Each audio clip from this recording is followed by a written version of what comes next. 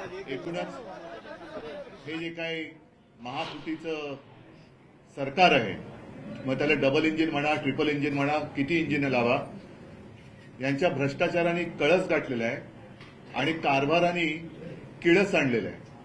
तर या किळसवाण्या कारभाराचा निषेध करण्यासाठी गेल्या 2-3 दिवसापूर्वी आम्ही महाराष्ट्र बंदचा एक पुकार दिला होता. पण आपल्याला सर्वांना कल्पना आहे की कोर्टाच्या माध्यमातून त्याच्यावरती सुद्धा बंदी आणली गेली.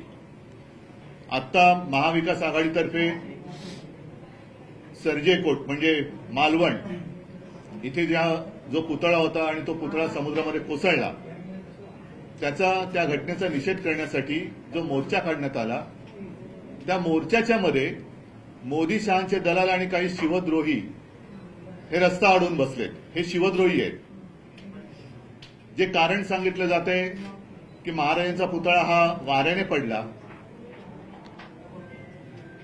हे मुळामध्ये कारण अत्यंत निर्लज्जपणाचा कळस गाठणार आहे. आमचे राज्यपाल महामहिम राज्यपाल कोश्यारी हे समुद्रकिनारी राजभवनावरती होते, राहत होते. त्यांनी देखील महाराजांचा अपमान केला होता. पण माझ्या तरी वाचनात कधीतरी जोरदार वाऱ्याने राज्यपाल महोदयांची टोपी उडाली असं सुद्धा कुठे वाचण्यात आलेलं नाहीये. हा पुतळा पडला कसा? आणि त्याच्या पलीकडे जाऊन जे गद्दार आहेत, अगदी नाव घेऊन बोलायचं तर केसरकर, ते सुद्धा जे बोलतायत की काही वाईट घडलं तर त्यातनं चांगलं घडेल कदाचित, म्हणजे हे संपूर्ण संतापजनक आहे. आणि म्हणून आम्ही असं ठरवलंय की येत्या रविवारी म्हणजे 1 तारखेला दुपारी 11च्या सुमारास हुतात्मा स्मारकाला वंदन करून तिथून आम्ही सगळेजण गेटवे ऑफ इंडियाला जो छत्रपती शिवाजी महाराजांचा पुतळा उभारलेला आहे, आता तो पुतळा उभारून सुद्धा किती वर्ष झाली तरी सुद्धा तो पुतळा मजबूतीने उभा आहे. या पुतळ्याच्या समोर आम्ही सगळे जमणार आहोत आणि ह्या निर्ढावलेल्या सरकारचा निषेध करण्यासाठी सरकारला जोडे मारो हा कार्यक्रम आम्ही तिकडे करणार आहोत. आणि हा महाविकास आघाडीचा कार्यक्रम असेल. मी आहे तिथे, पवारसाहेब असतील, नाना पटोलेजी असतील, तिन्ही पक्षाचे सर्व प्रमुख नेते असतील. त्याचप्रमाणे मी सर्व शिवप्रेमींना विनंती करतोय की आपण देखील या सगळ्या सरकारचा जो कारभार चाललेला आहे त्याचा निषेध करण्यासाठी या आंदोलनात आपण सहभागी व्हावं. सर,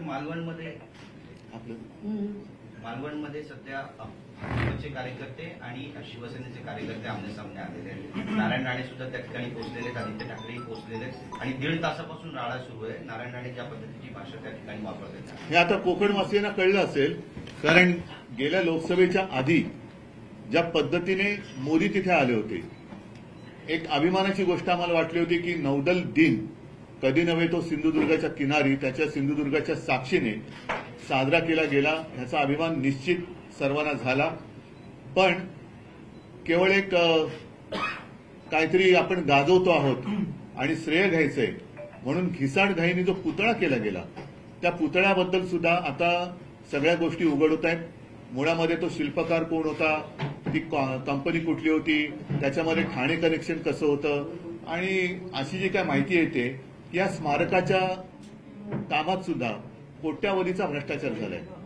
आता हे जे म्हणतायत की वाईट घडल्यानंतर काहीतरी चांगलं घडणार, म्हणजेच काय की परत एकदा पुतळा उभारण्याचा घाट घालणार, त्यातून पुन्हा टेंडर काढणार, त्या टेंडरमध्ये सुद्धा घोटाळा करणार आणि जिथे तिथे हे खात आहे. म्हणूनच म्हटलं की यांच्या कारभाराची आता किळस यायला लागलेली आहे. हा किळसवाणा कारभार आहे. 25 वर्षाचा जो शिल्पकार आहे, कालचं शेड्यूल जे आहे ते ठरलेलं होतं. आज सगळे महाविकास आघाडीचे नेते आज किल्ल्यावर गेले, त्यांचं शेड्यूल पूर्णपणे ठरलेलं होतं. असं असताना आज ज्या पद्धतीनं भाजपचे कार्यकर्ते किल्ल्यावर गेले, मी शिवद्रोही म्हणतो, कारण मला नाही वाटत सगळे भाजपचे कार्यकर्ते त्यांना हे पटलेली गोष्ट असेल. त्याच्यामध्ये जे शिवद्रोही आहेत ते तिकडे आडवे आलेले आहेत. हे शिवद्रोही कोण आहेत हे चॅनलवरती आलेत, एकेकाला बघून मारतो. हे शिवद्रोही आता एवढे मस्तवाल झाले की त्यांना सगळं काही त्यांनी भीडभाड सोडून दिले आणि त्यांचे पाठीराखी तिकडे दिल्लीत बसले. सर, एक तरह से ब्लेम गेम चल रहा है राज्य सरकार का कहना है कि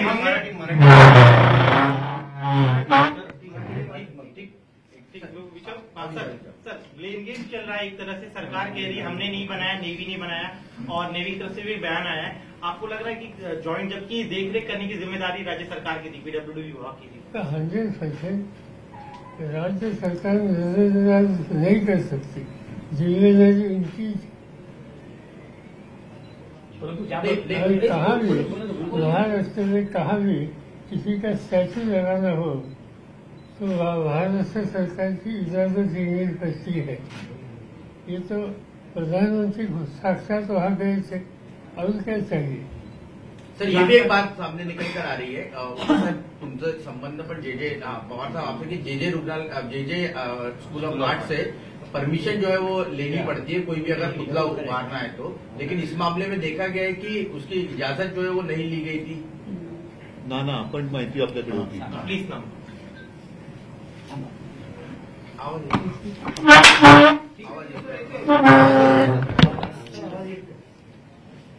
आपने जो सवाल किया है बराबर है। जब खुद नरेंद्र मोदी जी देश के डिफेंस मिनिस्टर, राज्य के मुख्यमंत्री, राज्य के दो उप मुख्यमंत्री वहां उस प्रतिमा का अनावरण करने जा रहे थे, लेकिन उसकी जो पूरी प्रोसीजर होती है, प्रोसीजर को फॉलो नहीं किया गया। जो सांस्कृतिक संचालन जो होता है, उन्हें उस प्रतिमा को, वहां के क्वालिटी को, सबको सर्टिफाइड किए बगैर वो प्रधानमंत्री जी भी नहीं आना चाहिए था, ना मुख्यमंत्री जाना चाहिए था। लेकिन चुनाव को मद्देनजर रखकर हमें शिव प्रेमी है ये दिखाने की एक कोशिश की गई है। जैसे उद्धव जी कहते हैं कि ये शिव द्रोही है, तो ये शिवद्रोही लोग जो है, जैसे एक तो महामहिम हमारे राज्य के एक ईडी के चक्कर में फंसे हुए हैं, उनने तो जीरे टोप शिवाजी महाराज का वो मोदी के सर पे डाल दिया। इसका मतलब है कि ये शिवाजी महाराज की तुलना नरेंद्र मोदी से कर रहे। ये हमारे महाराष्ट्र की जनता का आह्वान करने का अधिकार ये बीजेपी को और इनके साथियों को किसने दिया है? और कल की जो घटना है, जिसको मुख्यमंत्री कहते हैं कि मैं इससे बड़ा बना दूंगा, अरे जो पाप तुमने किया है वो पाप क्यों छुपा रहे हो? तुम कमीशन खोर हो। आज महाराष्ट्र में तुमने रास्ते के लिए जितने पैसे खर्चे करे, महाराष्ट्र में चलने के लिए रास्ते नहीं है, गड्ढे के रास्ते बन गए, लोग कोर्ट में जा रहे इनके विरोध में। लेकिन ये कमीशन खोर सरकार को महाराष्ट्र के कब अकल आएंगी? और जनता में गुस्सा है। और आपने देखा होगा कि हम जब सभी लोग, आज हमारी बच्चियां सुरक्षित नहीं, स्कूल में नहीं, और इन लोगों ने एक नया जीआर निकाल रहे कि 7 बजे के बाद लड़कियां बाहर निकलेंगे नहीं। क्या यानी क्या हो रहा है महाराष्ट्र में? अगर छत्रपति शिवाजी महाराज के महाराष्ट्र में हमारी महिलाएं, हमारी बहनें, हमारी बच्चियां अगर सुरक्षित नहीं है, और ये सरकार के गलतियों की वजह से, सरकार की गलत नीतियों की वजह से, और विशेष करके जो डीजी रैंक की अधिकारी इनने रश्मि शुक्ला को बिठाया है, वो अधिकारी का कोई उसको वो पोस्ट के ऊपर बिठाया है, तो उसकी कौन से आधार पर उसको बिठाया है? क्यों एक्सटेंशन 2 साल का दिया? इसका जवाब भी देना पड़ेगा। और उनका कंट्रोल नहीं है। पूरी वो डीजी रश्मि शुक्ला पूरी राजनीति वहां कर रही है, बीजेपी का, आरएसएस का वहां पर एजेंडा चला रही है। और इस वजह से आज महाराष्ट्र की जो रोज अपमान महाराष्ट्र को पूरे देश में भुगतना पड़ रहा है, उसका रीजन ही है सरकार और सरकार की पॉलिसी और पुलिस महकमे में जो लोग इन लोगों ने बिठाया है, उनका सब पाप है। और इसलिए महाराष्ट्र आज सतर्क हो गया है। हम लोगों ने एक रील भी हमने बनाई है, और वो रील माफ करा महाराज, माफ करा. तुमच्या पुतळ्याच्या अवस्थेला आम्हीच कारणीभूत आहोत. महाराज, आम्ही यांच्या मोठ्या मोठ्या घोषणा आणि आश्वासनांना बळी पडलो. आम्हाला माती आणि सोन्यातला फरकच कळला नाही. महाराज, तुम्ही उभारलेल्या गडकिल्ल्याचा आजही प्रत्येक दगड शाबूत आहे, पण भ्रष्ट युतीने उभारलेला पुतळा 8 महिनेही टिकला नाही. महाराज, तुम्ही स्वराज्याचं हित पाहिलं, रयतेचं हित पाहिलं, पण या भ्रष्ट युतीच्या नेत्यांनी स्वतःच भलं केलं. महाराज, आम्हीच दोषी आहोत, कारण आम्ही तुमच्या पुतळ्याच्या बाबतीत नेते म्हणून यांच्यावर भरोसा टाकला, पण यांनी कमिशनसाठी लाडका कॉन्ट्रॅक्टरच गाठला. महाराष्ट्राचं नाव घेऊन सत्तेत येणारी लोक तुमच्या सोबतही नीच वागली. घात झाला महाराज, घात झाला. इथेच आमच्या वेड्या भावनेचा घात झाला. तुमच्या पुतळ्यामध्येही यांनी टक्केवारीचाच डाव केला. पुतळा निर्मितीला 2 वर्ष लागतात, पण निवडणुकीच्या तोंडावर या पेशव्यांच्या वंशजांनी 3-4 महिन्यात घाईत पुतळा निर्माण केला. महाराज, सिमेंटमध्ये जान असून चालत नाही. काम करणाऱ्यांच्या रक्तात इमान असायला पाहिजे, याचा आम्हाला विसर पडला. तुमच्या लोककल्याणकारी विचारांना पायदळीत तुडवून यांनी मोठा अपराध केला. निवडणुकीसाठी फक्त तुमच्या नावाचा जयघोष केला. महाराज, यांना कधीही महाराजांच्या विचारांची, तत्वांची आणि कार्याची कदरच नव्हती. त्यामुळेच यांनी शिवरायांच्या पुतळ्याची ही अशी अवस्था केली. यांना फक्त महाराजांच्या नावावर राजकीय पोळी भाजायची आहे, दुसरं काहीही नाही. पण माफ करा महाराज, या गद्दारांना ओळखायला आम्ही चुकलो. आम्ही कधी काळी डोक्यावर घेऊन नाचलो, पण आता तुमची शपथ, यांना सोडणार नाही.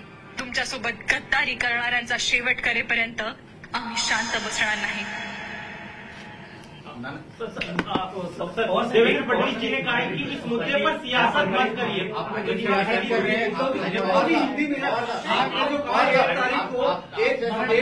देवेंद्र फडणवीस ने कह रहे पवार साहब कि आप लोग राजनीति कर रहे हैं, जानबूझ के इस पूरे मामले को लेकर पॉलिटिसाइज करने की कोशिश एमबीए कर रहे हैं. सीधी बात है, यहाँ राजनीति क्या है? असं आहे, शिवाजी महाराजांच्या काळामध्ये एक गोष्ट लोकांना भावली आणि ती म्हणजे त्यांच्या कार्यक्षेत्रामध्ये राज्याच्या पात्राने एका मुलीला तिचा अत्याचार केले आणि ही तक्रार शिवाजी महाराजांच्याकडे आल्याच्या नंतर त्यांनी त्याचे दोन्ही हात तळून केले आणि अशा प्रवृत्तीच्या संबंधीची नीती माझी काय आहे हे समज जनतेच्या समोर त्यांनी ठेवलं. एका भगिनीला त्रास दिला, त्याच्यामुळं इतकं सक्त निर्णय त्यांनी घेतला. आज असा निर्णय घेणारा आणि त्याची फसवणुकीची संविधान ज्यावेळी तयार करून आणली आणि ती करण्यामध्ये जो भ्रष्टाचार झाला, त्यामुळं आज ती वृत्ती उद्ध्वस्त झाल्यासारखी दिसते. कुणी सांगतं वाऱ्याचा वेग होता, आणखी काय कारण होतं. जिथं प्रधानमंत्री स्वतः जाऊन आले, त्यांच्या हस्ते याचं आंदोलन झालं. आज त्या ठिकाणी भ्रष्टाचार किती लोकांना पोचलेला आहे. कुठं भ्रष्टाचारी भूमिका घेऊ नये याचं तारतम्य सुद्धा या सरकारमध्ये नाही. त्यामुळे शेवटी लोकांच्या जी तीव्र भावना आहे ती आज या कार्यक्रमाच्या वतीनं पुरी करावी म्हणूनच आम्ही तिघांनी आणि महाराष्ट्राच्या जनतेला आवाहन करून हा कार्यक्रम हाताळला. उद्धवजी, या प्रकरणामध्ये आपले महाधिकारी 7 उलटून गेलेले आहेत. गुन्हा दाखल झालेला आहे. गुन्हा दाखल होऊन सुद्धा पराग आपटे असेल किंवा चेतन पाटील असेल हे अजूनही फरार आहेत. पोलिसांना ते सापडत नाही आहेत. अशाच पद्धतीनं मागे सुद्धा ज्यावेळेस काही ऍक्सिडेंटची प्रकरणं घडलेली होती त्यावेळेस गुन्हेगार हे फरार होतात आणि सगळं वातावरण शांत झाल्यानंतर त्यांना समोर आणलं जातं. बदलापूर प्रकरणातले देखील आरोपी आहेत. त्यात फक्त एकच की जो गुन्हा दाखल झालाय तो फक्त एक मिनिट. गुन्हा फक्त कॉन्ट्रॅक्टरवर दाखल झालाय. तुमची मागणी आहे की कारण हा सगळा प्रोग्राम नौदलाने बघा, केलेला होता. शेवटी हा जर का गुन्हा म्हणून पकडला, जर तुम्ही गुन्हा दाखल करणार आहात असं सरकार म्हणतंय, ह्याचा अर्थ गुन्हा घडलेला आहे हे सरकारला मान्य आहे. मग गुन्हेगार कोण? कारण प्रधानमंत्री आले आणि त्यांच्या हस्ते अनावरण झालं, म्हणजे प्रधानमंत्र्यांचा सुद्धा त्याच्यात संबंध आला आणि तो येण्याच्यासाठी जो काही कार्यक्रम त्यांनी केला होता तो पुरेसा बोलका आहे. आता याच्यामध्ये मला वाटतं की नौदल एवढं आपलं पोकळ आहे का की त्यांना त्या नौदल म्हटल्यानंतर ते समुद्रातल्या त्या तुफानाशीच खेळत असतात, तिथल्या संकटाचा सामना करतात आणि देशाला वाचवतात. आता ही जबाबदारी नौदलावरती टाकून हे मोकळे होणार आहेत का?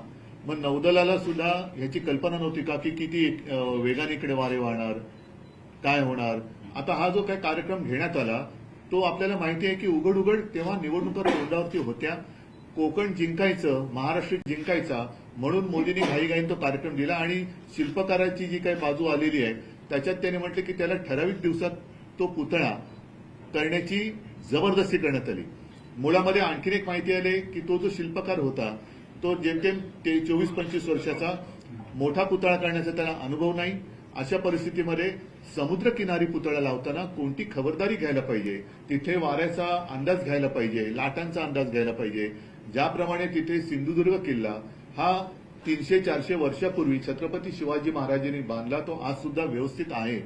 जर हे तंत्रज्ञान तेव्हा एवढं प्रगत होतं तर आता आपल्याकडनं या तंत्रज्ञानाचा कुठे विसर पडलाय का, हा सुद्धा मुद्दा आहे. आपल्याला एक थोडासा प्रश्न आहे की अशा पद्धतीने महाराष्ट्र शिवरायांच्या नावाने ओळखला जातो. जे फोटो सोशल मीडियावरती सध्या व्हायरल झालेले आहेत शिवाजी महाराजांच्या पुतळा कोसळल्याचे, त्याच्यामुळे महाराष्ट्राची फक्त देशात नाही तर जगामध्ये बदनामी कोणी केली तो शेवटी असं आहे की ज्या पद्धतीने हे गुन्हे दडपून टाकतायत, त्यांना मतांची जी घाई झालेली आहे, मतं मिळवण्यासाठी घाई केली, हे पाप जे आहे हे पाप उघड झालंच पाहिजे आणि ते उघड झाले. म्हणजे ज्या पद्धतीने बदलापूरची घटना असेल तर आता तर मला नाना सांगत होते की सरकारी वकिलांनी वेगळीच भूमिका मांडलेली आहे. तर ह्या म्हणजे कायदा सक्षम आहे, पण कायदा राबवणारी यंत्रणा तिच्यावरती दबाव येत असेल तर दबाव आणणारे आणि त्या दबावाला बळी पडणारे हे दोघेही गुन्हेगार आहेत.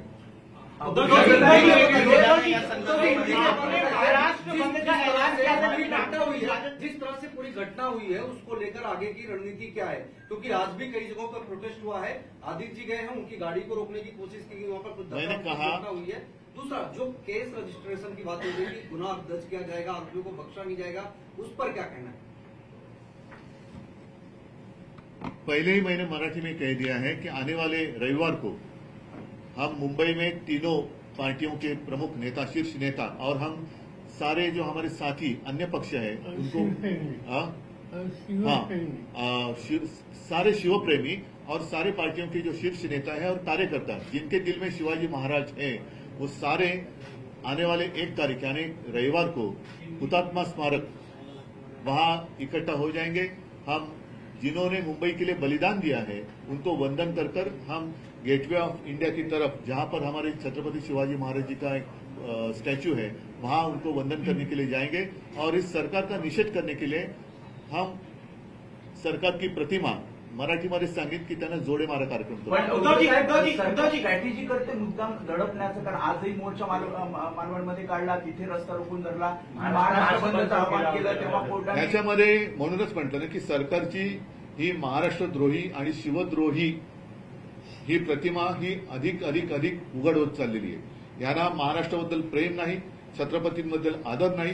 मगाशी जो मी उल्लेख केला होता कोश्यारींचा, त्यांनी त्यावेळेला अपमान केला होता, आम्ही मोठा मोर्चा काढला होता, तरी देखील केंद्र सरकारने त्यांना हलवलं नव्हतं. म्हणजे यांच्या नसानसात शिवद्रोह हा ठासून भरलेला आहे आणि तो शिवद्रोह महाराष्ट्र सहन करणार नाही.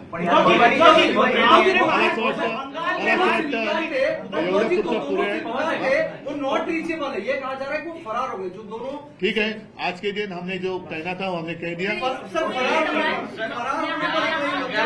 महाराष्ट्र बंद नहीं कर पा रहे थे, लेकिन बंगाल में बीजेपी पूरी कोशिश करती है बंद करने की, तो दोनों क्या दोबारा प्रयास होगा? क्योंकि बंगाल में बीजेपी ने बंद कर दिया है, महाराष्ट्र में आप लोग बंद नहीं कर पाए, क्या दोबारा प्रयास होगा इस घटना के बाद? प्रयास का सवाल नहीं है, लेकिन जो कानून सबके लिए समान होना चाहिए. मोदी जी ने तो कहा था 1 नेशन 1 इलेक्शन, तो क्या महाराष्ट्र नेशन के बाहर है? जो काम जिस तरीके से बीजेपी वहां सड़क पर उतर कर आई है और हमारे यहाँ जो उप मुख्यमंत्री है फडणवीस, वो कहते हैं कि उनका हम इस्तीफा मांग रहे हैं, बंगाल का क्यों नहीं? अरे भाई, आप तो महाराष्ट्र के उप मुख्यमंत्री है, गृह मंत्री है, हम बंगाल में रहने वाले नहीं है, महाराष्ट्र में है. तो बंगाल की सरकार सक्षम है और वहां जिस तरीके से वो अब पुलिस पर हमला कर रहे हैं वैसे तो हमने नहीं किया. ज्या महाराष्ट्र बंदची तुम्ही जेव्हा हाक दिली होती तेव्हा कोर्टाने ताशेरे ओढले ते बेकायदेशीर आहे, पण मग पश्चिम बंगालमध्ये जेव्हा भाजप बंद करते तेव्हा ते बंद ठरतं. याच्यामध्ये कायदा सगळ्यांना सारखा असला पाहिजे. आता मी कोर्टाच्या कारवाईकडे लक्ष देतोय की कोर्ट, मग ते बंगालचं असेल किंवा महाराष्ट्राचं असेल, ज्यांनी बंद हा बेकायदेशीर ठरवलाय त्या कोर्टाने आता तिथल्या भाजपावरती काय कारवाई केली हे आपल्याला 2 दिवसात बघावं लागेल. 1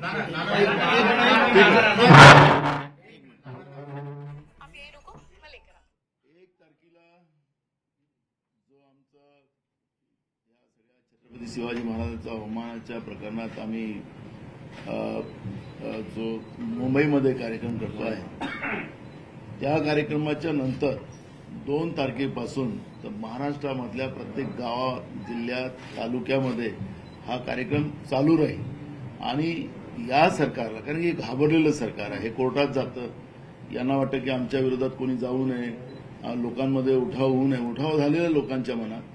त्या दिवशी आम्ही कोर्टाने आदेश दिले तरी लोक स्वयंपूर्तीनं रस्त्यावर आलेत, लहान लहान मुली रस्त्यावर आल्या. पण आम्ही आता बंद पाडणार नाही, पण याचा जे निषेधाचा जो प्रक्रिया आहे, जे उद्धवजींनी सांगितले जोडे मारो आंदोलन करू, ते पूर्ण महाराष्ट्रामध्ये एकच्या नंतर चालू राहणार आहे. ते 1 तारखेला संपणार नाहीये, ते कंटिन्यू महाराष्ट्रामध्ये प्रत्येक तालुक्यात जिल्ह्यामध्ये चालू राहणार.